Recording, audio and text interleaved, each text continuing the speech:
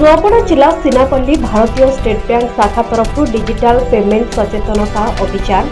और CBDC UPI और digital ठकई निवारण सचेतन शिविर अनुष्ठित हो जाइछि।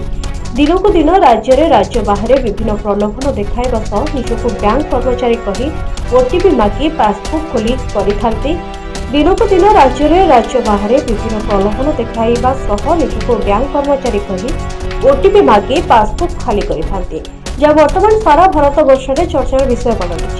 जहां नहीं आज नुआपड़ा जिला स्थित सीनापल्ली भारतीय स्टेट बैंक पक्षर एक सचेतनता बैठक अनुष्ठित होती। एलडीओ आरबीआई अधिकारी श्री अभिषेक प्रामाणिक मुख्य अतिथि भाव जोगदे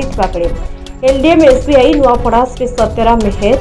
FLC SBI Nuapada Shri Ramesh Kumar Thakur, Sinapali state bank manager Shri Utkal Ranjan Pradhan मंचासीन रही हेमंत बाग, परमेश्वर मेहर, अजित कुमार दास, शोभाकर बेहरा, गौरव मेहर, तपन कुमार नायक, शिवेश्वर कलेत, दिलीप कुमार पत्री, रिंकू मेहर, लोहित गहिर, तारिण्य कोच, श्रीकांत कुमार नायक प्रमुख उपस्थित रही केमिति साइबर ठकेरु वंचित रहिबा लोभरे न पड़ी किंबा किछि न जानि सुनी निजर कोनोसी विवरणी काहारिकु न देबा सबुबळे सचेतन रहिबा एमिति विभिन्न विषयगुड़िकु नै विशेष आलोचना होइथिला। नुआपड़ा जिल्लारू परमेश्वर मेहर रिपोर्ट सबुदिन।